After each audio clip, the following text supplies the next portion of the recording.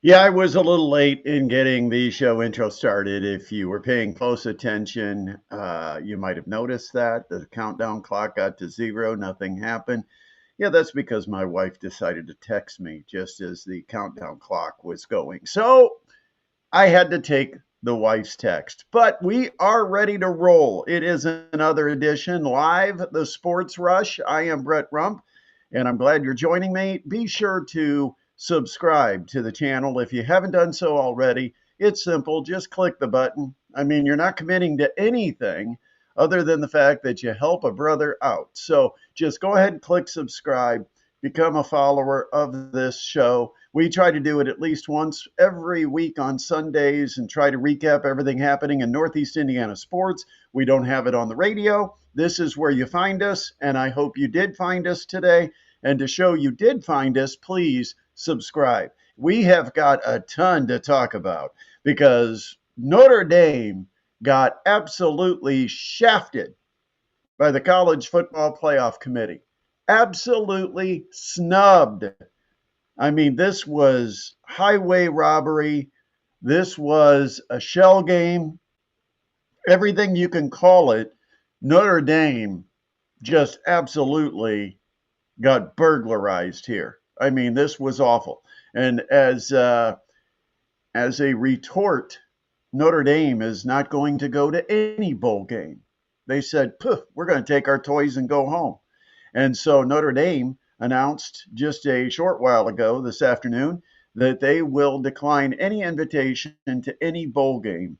They are going to call it a season, and it's a season that ends in great disappointment at the hands of the College Football Playoff Committee, who made a huge mistake. Now, I know they were tied up by the rules, but I'll tell you why Notre Dame should have been in, and there should have been multiple teams that weren't in.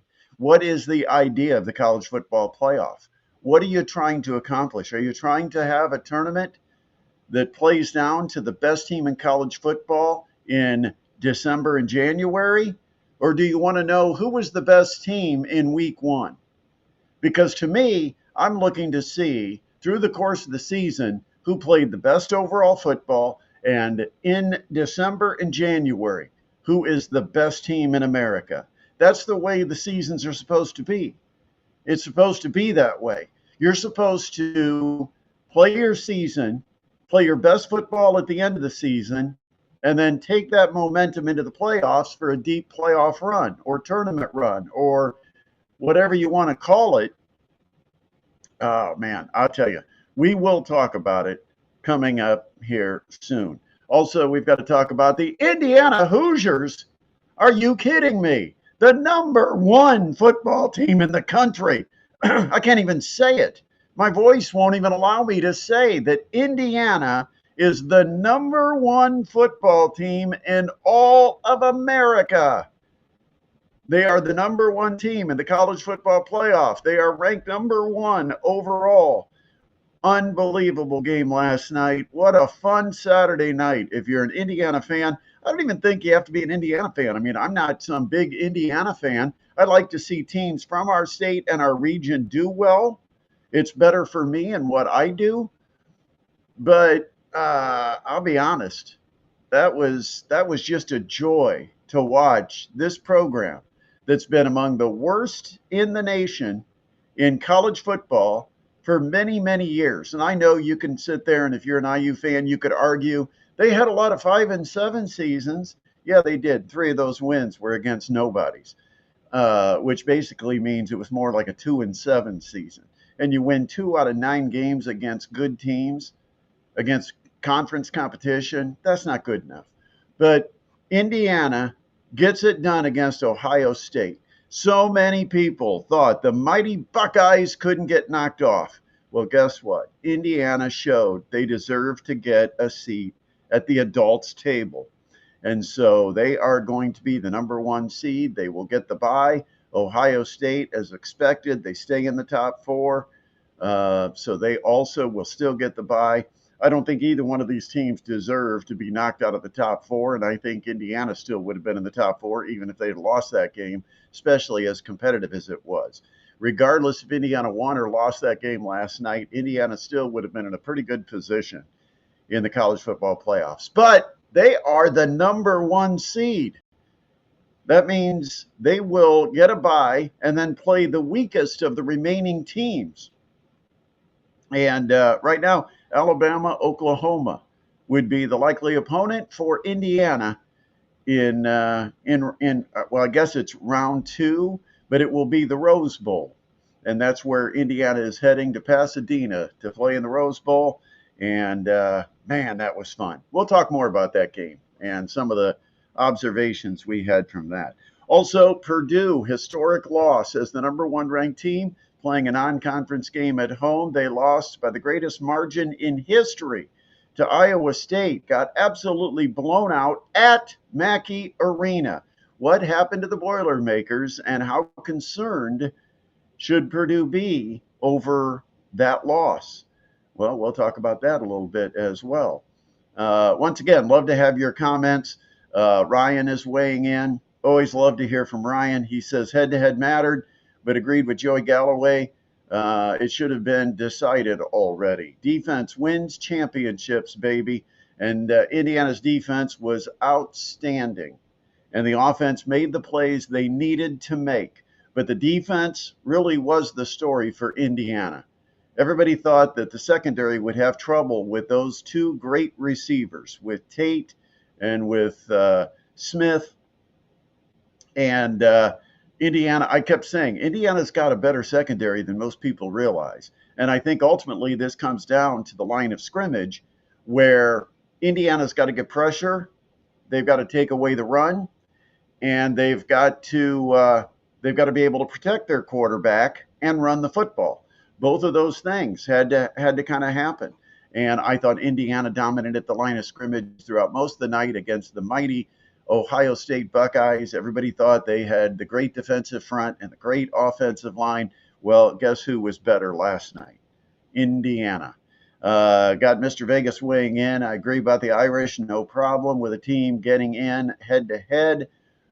But when Notre Dame has been ranked ahead of them most of the season, what a joke that it comes down to a situation that then the committee decides to flip it for the final ranking. And that was what happened. Notre Dame was in a safe position ahead of Miami week after week after week. And the committee didn't necessarily put Miami above Notre Dame because of head-to-head. They only waited until Notre Dame and Miami were the last 2 teams, and they had to make a decision between the 2, and then they went head-to-head. Well, I'll tell you why head-to-head shouldn't even matter in this situation. First of all, head-to-head happened the first week of the season, which should be weighted at the very minimum. I mean, if you want to go back and start rating teams in week 1, then probably a week or 2 ago, Ohio State should not have been the number 1 team in the country because Ohio State only beat Texas by a touchdown, and Texas ended up not being one of the teams considered for the college football playoff.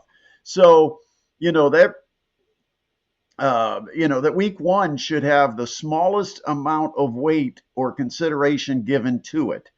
Number two, Notre Dame played a road game at Miami against a ranked Miami team, and home field, everybody wants to tell you that home field is worth 3 points.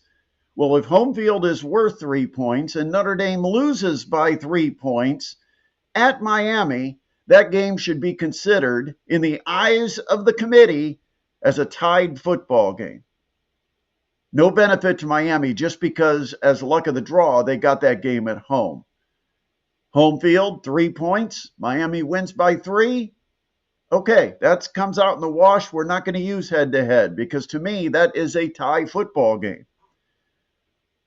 Now, Notre Dame losing at home to Texas A&M, okay, that should count as something, but that's only one loss. What about Alabama? They got in. I mean, I think it's a joke that the committee thought that Notre Dame was not one of the best 10 teams in the country. Of course, they had then the group of 5 teams that got in, which again is a whole nother level of joke. But because it doesn't give you the 12 best teams. Okay, it keeps everybody in the conferences happy, but it doesn't give you the best 12 teams. And so Notre Dame snubbed, absolutely snubbed by the committee. There is no way there should be a playoff without Notre Dame being a part of it. Hottest team in the country, 10 straight wins, some dominating wins along the way. If you look at the eye test, and I thought that's partly what the committee was supposed to be formed for. Instead of having computers that give you just spit out some kind of a random analytical ranking, you had a committee because they could then put in the eye test to where they would place teams. The eye test tells you that Notre Dame is one of the 10 best teams in the country. They might even be on some people's boards the top 5 in the country. Because I will give you right now, because I think this is important, right now, as of week 13, 14, whatever it's considered in college football, right now, who are the best teams? The teams that are playing the best as the playoffs are getting started. I'll give you my ranking. Here's my top 10. Number 1, Indiana. This is pretty obvious. Indiana's got road wins at Oregon, Iowa, and Penn State, and then a neutral site win against Ohio State. I know it's Indianapolis. Indianapolis is not their home field, and the tickets were not 90% to Indiana Hoosiers fans, although it may have ended up being that way. We don't know because it's hard to tell the separation of the crowd because they both wore the same colors. But the point is, that's considered a neutral site. So Indiana wins against Iowa, Oregon, and Penn State all on the road. And they beat Ohio State head-to-head in a 1-versus-2 matchup. No question, Indiana's playing as well, both sides of the football, including special teams, as anyone in the country. Number 2, I've got Georgia. I didn't think much of Georgia when I saw them early this season. But that team's for real. I saw them play Alabama. Georgia's got a real good chance to make it into the national championship game. And so I've got Georgia, number 2. Number 3, I'll stick with Ohio State. I mean, it was 1-versus-2, and it's very hard to overly criticize a team. And Ohio State might have won that game if their field goal kicker would have made a chip shot. But somehow that ball hooked to the left, and Ohio State never got their chance. So I don't even hardly penalize Ohio State. And to be quite honest, if the committee wanted to hold up their argument that the conference championship games don't mean a whole lot, they happen, but they don't mean a ton, and they're not going to penalize a team that loses in a conference championship game after making that game because it's an extra game on the schedule. Well, maybe Ohio State shouldn't have been knocked out of number 1 after they lost to Indiana. Maybe they should have just stayed at number 1 because Indiana didn't beat them by enough. truth is, conference championship games matter when they want them to matter. When they don't want them to matter, like in Alabama's case, then they're going to tell you they don't matter. But I've got Ohio State number 3. Number 4, Texas Tech. They've quietly gone around a nice little run here, and they've handily beaten BYU twice over the last month. And so Texas Tech is number 4. At number 5, again, this is the snapshot of the 5 of the teams playing the best right now. Right now. At number 5, Notre Dame. Go ahead, at me. Give me a message. Give me a comment. Indiana, Georgia, Ohio State, Texas Tech, Notre Dame. There's my best 5 teams as of right now, today. The best teams in the country. Who's playing the best football? I've got Notre Dame in my top 5. If you don't like it, let me know it. Give me a comment. I've got my comments open, so you can go ahead and comment. But I've got Indiana, Georgia, Ohio State, Texas Tech, Notre Dame as the 5 best teams right now. Now, I know you have to look at other things. You have to look at the broader, bigger picture of the entire season. But Notre Dame's won 10 straight games. And their offense is clicking. They've got unbelievable individual talent. Jeremiah Love, great running game. CJ Carr has come on as a quarterback. Defense, good. Maybe not a great defense or an elite defense, but a very good defense. And it's become better once Tay got in the backfield of the secondary. But Notre Dame number 5. Then I got, after Notre Dame, I've got Texas A&M at 6, Oregon at 7, Ole Miss at 8. And Ole Miss is one of those teams that's very hard to judge exactly what you're getting with Ole Miss, especially now since Lane Kiffin is booked down to LSU. Then I've got Miami. I mean, Miami's good. But the problem is not that Miami got in, that Notre Dame didn't. And that Notre Dame didn't get in and Alabama did. The Big Ten's proven they're the best football conference in America, so let's not weight the SEC with bonus points. And Alabama got trounced by Georgia. You can't ignore that if you're trying to figure out who's the last team that deserves to get in. Notre Dame's biggest game was against Pitt. What'd they do? Blew them out. Completely blew them out. And they did it on the road with College game day in town. That's a lot of credit that Notre Dame should get for that game, and they didn't. And yes, Miami ended up soundly beating Pitt as well. But I've got Ole Miss number 8, Miami number 9, and at number 10, I've got Vanderbilt. I've got Vandy. Diego Pavia. Look what he did second half of the season. And Nick, it's not that hard to listen at work. All you got to do is take this and just listen to audio. If you play it through your phone or mobile device, you can play it as an audio podcast. If you want to watch, you can watch. But I put these out once a week. I don't have time to do a daily podcast because of college basketball schedules, high school basketball schedules, my daily work schedule. So I just don't have time. I've got coaches shows I host. So I don't have time to do a daily podcast, but I appreciate it, Nick. I'd love to be able to have something out there every day for you. But I would just take this and go to my channel on YouTube, scan the videos, and just play them as audio. You can do that in your car, by the way. I know some people that will listen to the video show audio style in their car on their way to work on Monday morning. That's fine with me if you want to do that. Just make sure you comment, and of course you've got to subscribe. But like to hear from you. Thanks, Nick. But I've got Vanderbilt number 10. And so my top 10 right now would be Indiana, Georgia, Ohio State, Texas Tech, Notre Dame. That's my top 5.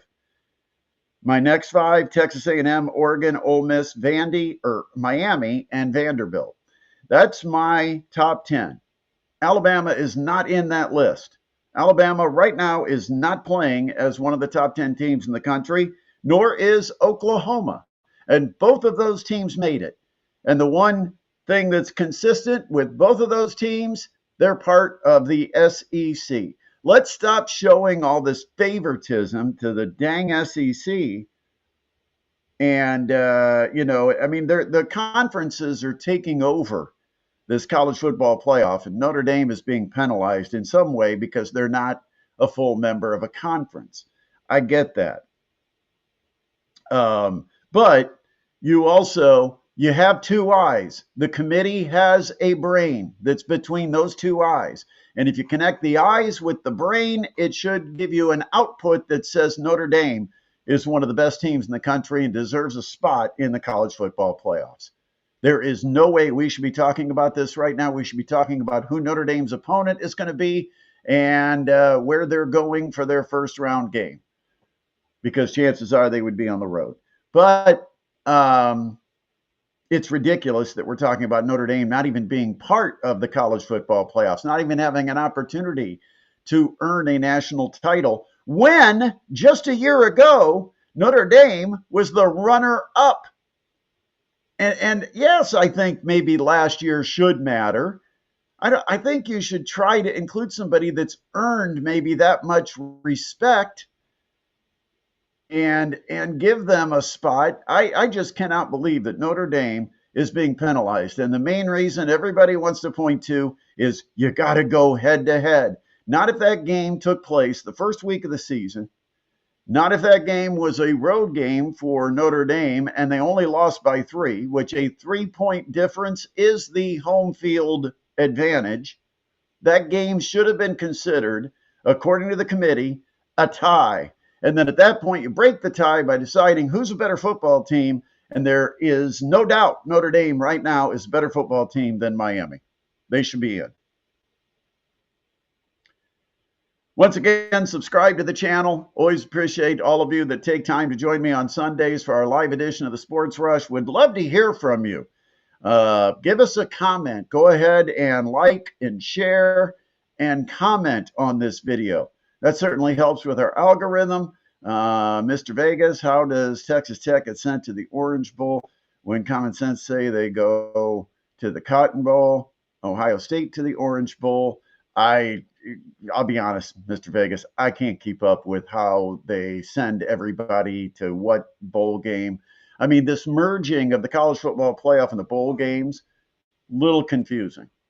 Okay, it's a little confusing. I don't know what rank they get the games, and I think it's all based on the bowl game itself bidding on what playoff game they're going to get, and it's above my pay scale. I mean, when you don't have a pay scale, everything's above your pay scale. But this definitely. Sorry, wish I could give you a better answer. Indiana.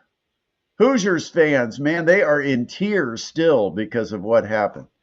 We'll talk about the Colts here coming up, Nick. We'll talk about the Colts. Just give me a chance to celebrate Indiana and the fact that they are the #1 football team in the country. In 2 years, Curt Cignetti has taken a program that has been nothing but Loserville for 100 years, and he has turned it into a national power. Everything that he has said along the way has come true. And the funny thing is, we all laughed at it and thought, this Cignetti's just a nut. I mean, when he took the microphone at Assembly Hall just after getting hired, and he said, Purdue sucks, but so does Michigan and Ohio State. Come on. He even had to laugh a little bit at that, and even he admitted that that wasn't his character to come out and say something like that against a potential future opponent, but he felt that that's what the crowd needed to hear at the moment. So maybe he didn't even 100% buy into it, but I think he's always displayed an arrogance, and it's a very confident arrogance that is a positive more than a negative. It's, I know I'm good, I know we're going to win, and we are going to carry ourselves like a football program that is a championship program even before we have championship trophies in our trophy case. And that's what they did. That's what Curt Cignetti did with Indiana. He turned them into a championship program when they didn't even win a championship. He created a championship culture just with belief and the buy-in. I mean, they didn't have the most talented team a year ago, but they won because they believed they were going to win. They believed they were the better team. They believed they were more prepared than their opponent. And here they are 2 years later, and all of his, I mean, I think at one point it was sarcasm, and now it's turned into prophecy. I think when he said it, it was sarcasm, but now in hindsight, it's prophecy. When he said, Purdue sucks, yeah, they beat Purdue, beat the pants off the Boilermakers a couple of weeks ago. Michigan sucks. Yeah, last year, they didn't play them this year, but last year they beat Michigan. It was close, 20-15, but they beat them. Their very first meeting against Michigan after he went out and said that about the Wolverines. And then after a tough time with Ohio State a year ago, now he's gotten Ohio State. So everything's come true. Last night, what a performance. The defense was just unbelievable. When you look at this contest, IU was better on third down. They were better on fourth down. They had twice the rushing yards of Ohio State, and they were better getting red zone stops. Ohio State had plenty of chances to win this football game. Some will blame Ryan Day because why do you kick a field goal when you got a chance to go for the touchdown? You only need 2 yards for a first. But that's a chip shot field goal. Get the game tied first, then worry about how you take the lead and win it. I'm not that opposed to what he did there. And Indiana had already come up with a fourth down stop earlier.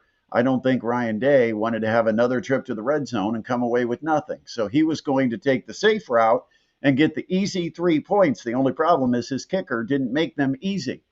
He made them impossible because he hooked it badly to the left. The Hoosiers aren't going anywhere. Already signed 22 players next year, ranked 30th nationally, highest in program history. That's freshmen. But of course, success always comes from the transfer portal. But I think Indiana's going to be in a good position with the transfer portal. But again, a lot of the transfer portal comes down to money. It's money. That's what drives the portal. How much money do you have? And I think Indiana is well financed right now, and I think the money's been pouring in with the success of the Indiana Hoosiers football program. That game last night, Fernando Mendoza took a shot on the first play of the game. Wow. He rolled out, and did he get lit up? And I'm quite honest, because number one, I thought even if his ribs survived that or his clavicle survived that, I'm not sure that he survived that one without concussion protocol. I thought this might be no Mendoza tonight for Indiana. Well, no Fernando tonight. Yeah, you'd still have a Mendoza because the backup is Alberto, his younger brother. But he took a super shot. And again, this is why the guy deserves the Heisman Trophy, because he came back in and he said, it really hurt. Now, he wouldn't say hurt like hell, but that's basically what he tried to relay in his better language. He said, believe me, I felt that one, but I wasn't going to stay on the sideline and not be out there for my teammates. What a guy, what a player. And he threw that kind of a boneheaded pass through that screen where they had it totally covered. There was no chance of completing it, and he threw it right to the guy that was in front of the receiver on the outside. So a bad interception, but he came back and made some huge plays. Last night, Mendoza truly looked like Heisman Mendoza. 15 of 23, 222 yards, a touchdown, and a pick. I mean, those aren't gaudy numbers, but you also have to realize those just came against the Ohio State Buckeyes defense, a very lauded defense. And it also came with Indiana rushing for almost 120 yards. Indiana outrushed Ohio State by double. They rushed for more than twice the number of yards that Ohio State rushed for.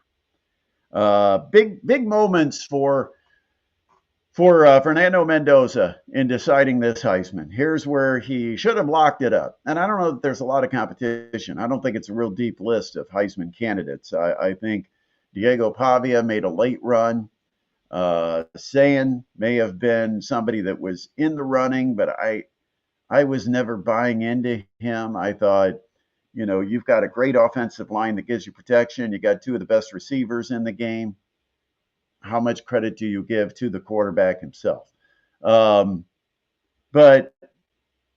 3 Heisman-worthy throws.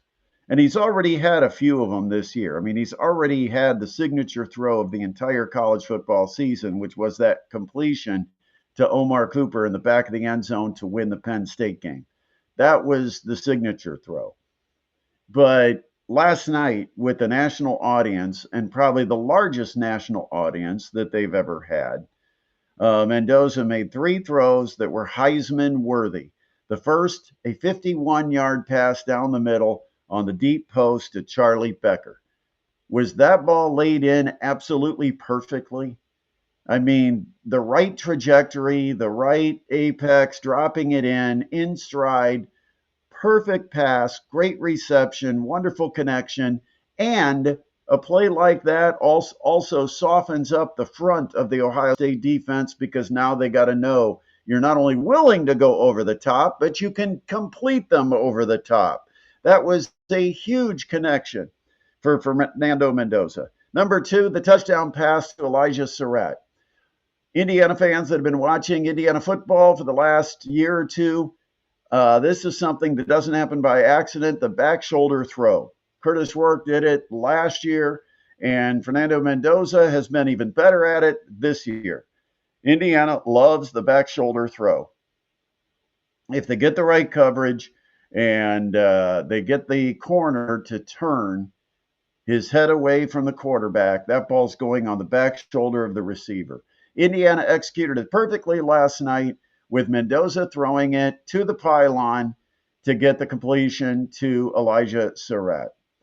That was a beautiful throw. And then, of course, we have to go back and look at that third down pass on 3rd and 6, keeping the drive alive, burning an extra minute and a half off the clock with the first down, basically sealing the game, because now you got the ball in a position where you can punt it deep. You also know that by the time you punt it, if you add up the time and the timeouts and everything, that you're going to be punting it to Ohio State with under 30 seconds left, and they're going to have almost the length of the field to have to go. So, huge pass to Charlie Becker on that sideline fade.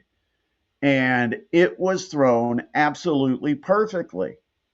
I mean, that's not an easy throw. You got to get it over the top of the defender who's got inside leverage. You got to give your receiver a chance to go up and high point it and keep him in bounds while you're trying to throw the ball on the boundary side of the defender. That is not an easy throw to drop in as perfectly as Fernando Mendoza did, and he made it look easy. And Charlie Becker made a heck of a catch. Went up, got it right up at the top, and held on to it throughout the catch. Big first down for Indiana, and the Hoosiers win the Big Ten championship. But I think it also added even more hardware because I think it also locked up the Heisman. And he may have won it anyway, but I think these were the plays. He could have lost the Heisman last night. With the big spotlight, if he didn't perform well, there's people that are just waiting to see the reason not to vote for Fernando Mendoza. And I think last night they found no reason not to, and they found some reasons to vote for Fernando Mendoza. I expect next Saturday night we're going to hear his name announced in New York City. Um, Purdue, Purdue did not look good, especially that second half against Iowa State. Cyclones just absolutely throttled the Boilermakers. Everything got into sync for Iowa State, and everything just got all messed up for Purdue. They couldn't come up with stops. They couldn't hit shots. I tell you this, Purdue cannot afford to have Fletcher Lawyer and Trey Kaufman-Renn combined to go 3 for 16. Those two guys are too important. They're too experienced. They cannot have those kind of off days, especially having off days together. It's one thing if maybe Lawyer's not hitting the three, or if Trey Kaufman-Renn isn't hitting, and he should be 50% or better every game. Most of his shots are going to come from the inside. He should be 50% or better. Even an off day for Trey Kaufman-Renn should be like a 4 for 9. But the combination of the two going 3 for 16 yesterday certainly didn't help. And the difference in the game basically was 3-point shooting. And how often has that happened to Purdue? Normally one of the top 3-point shooting teams in the nation. And in yesterday's ball game against Iowa State, the Cyclones were 11 of 23 and Purdue was 4 of 18. That's a difference of 7 made threes, advantage Iowa State. That's a 21-point differential just from the 3-point line, and Iowa State won by 23. So that's basically the ball game. I mean, sure, there were a lot of other factors going into it, but bottom line is Purdue didn't shoot well, they didn't play well, they didn't defend well. Iowa State shot over 50% from the field, and Purdue loses. Once again, make sure you get subscribed. Make sure you like. Make sure you comment. I'd love to hear from you. Ryan still weighing in. How big has Becker been? No way they're in this position without him. No, when he came in after the injury to Elijah Surratt, he has been terrific. And he clearly has a chemistry with Fernando Mendoza because they are roommates. And they have worked out together as roommates since the time Mendoza arrived in Bloomington. So there is a certain connection. Gave up the threes and the offensive rebounds. And those are things Purdue will clean up. I'm just surprised that they're having those kind of games right now. But they've got the personnel to be able to clean them up. I mean, I still think Purdue has a decent shooting team. I don't think they're a poor shooting team and that something's been exposed. I think they had a bad shooting day, but they do have to defend better. I mean, that's the identity of the Purdue Boilermakers is gritty, tough defensively, and very disciplined and great execution on the offensive end. And those were the things kind of missing. The blue-collar work and the offensive execution, those are the things that were missing for Purdue. And as a result, a good team came in and took them behind the woodshed, basically.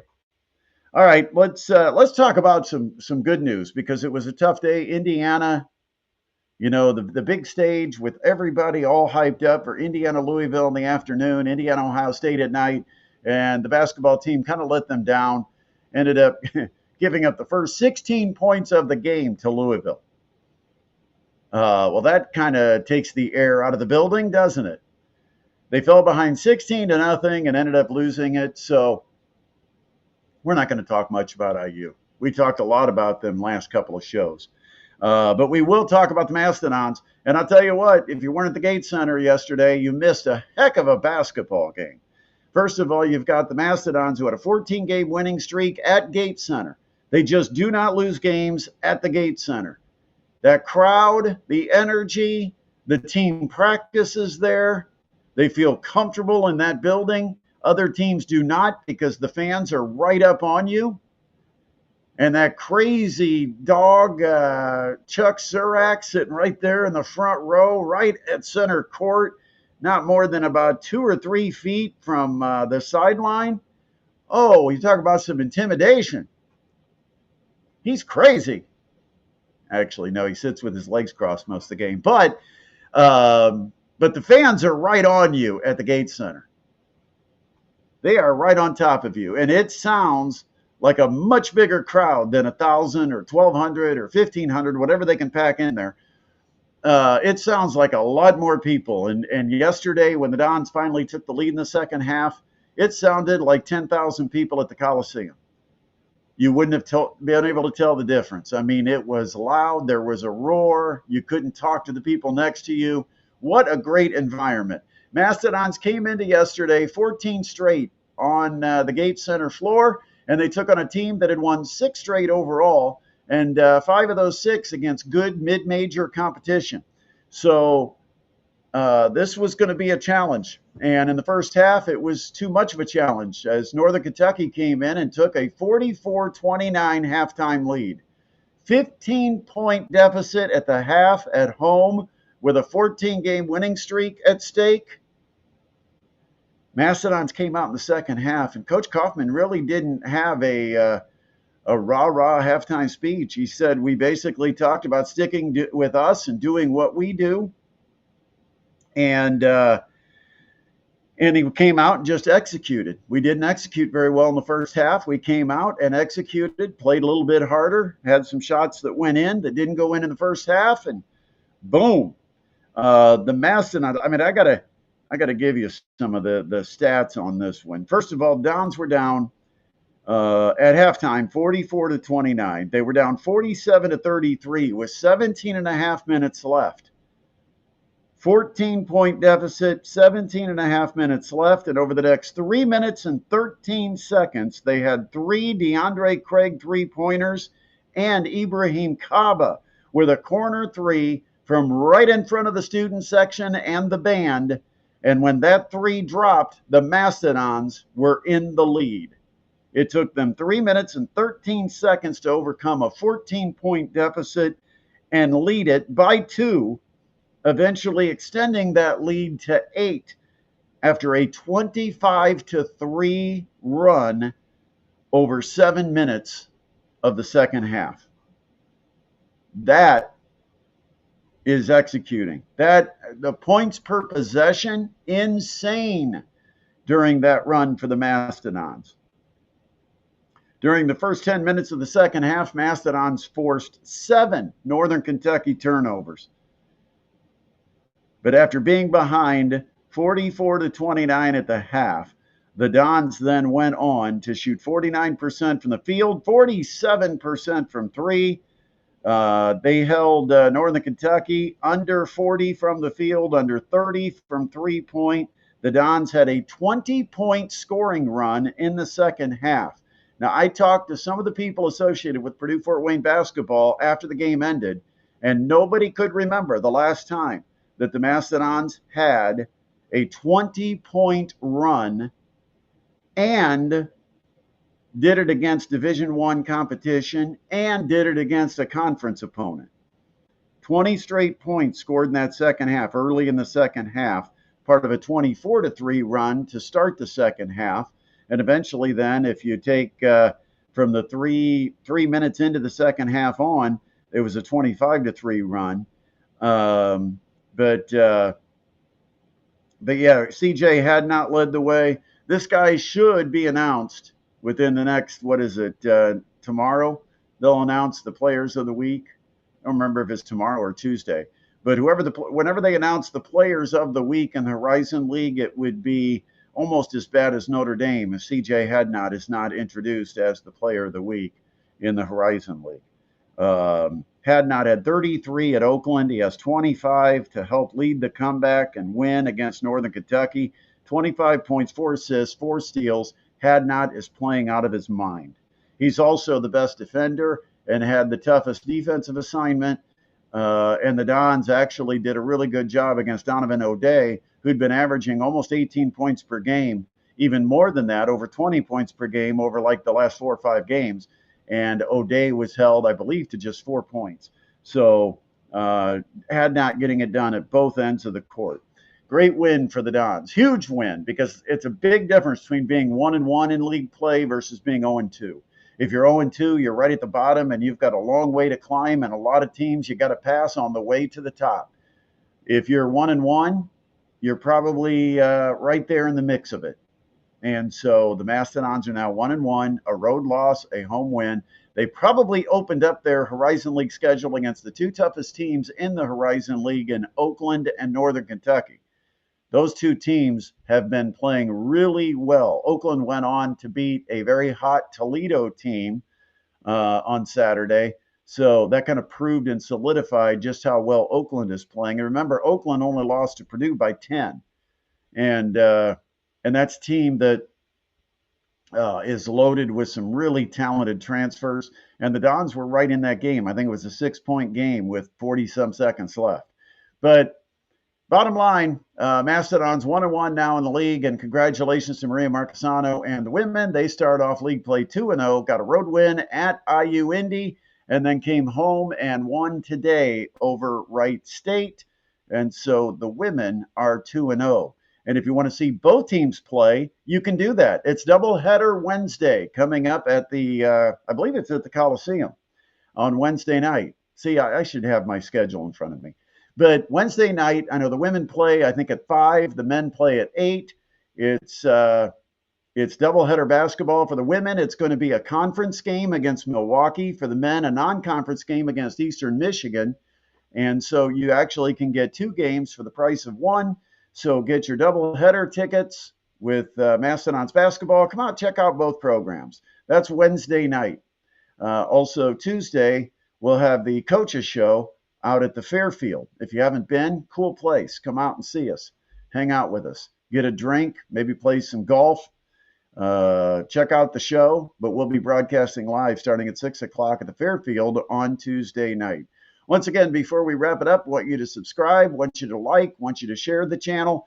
Certainly do those things for us. We appreciate you so much being part of our show each week. Adam had some, he's out on assignment. He had some family duties, some holiday family duties. So he hopefully will be back with us next week. Keep our fingers crossed. But if you've got any questions, you can always fire away on the comment line. But that does it for this week. Have a terrific week, everyone. This has been the Sports Rush.